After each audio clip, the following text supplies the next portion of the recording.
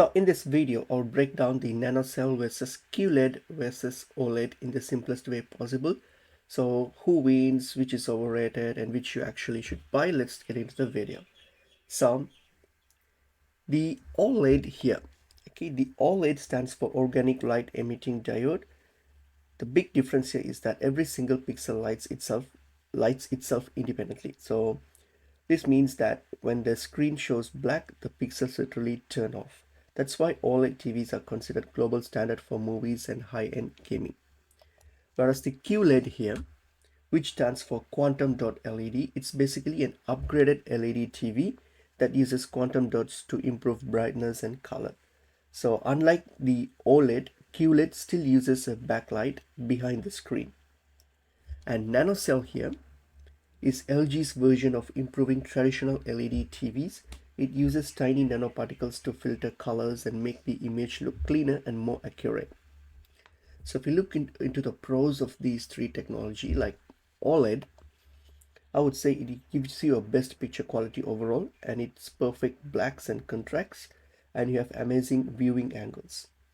Whereas the QLED here is extremely bright and gives great HDR performance and has very vibrant colors, and it's better for sunny rooms.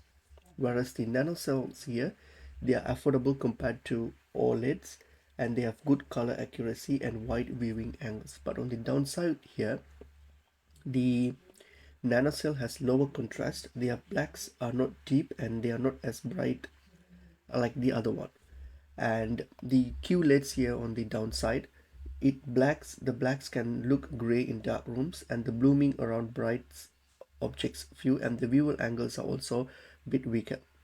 But for the OLEDs here, it's actually the most expensive among these, and there is not as bright as the top QLED TVs.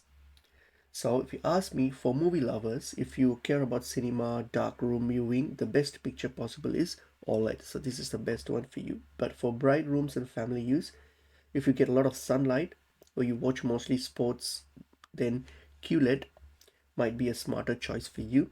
But for budget buyers, if you just want a solid 4K TV for Netflix, YouTube, casual use, then NanoSift gives a decent value. But for gamers, I would say QLED.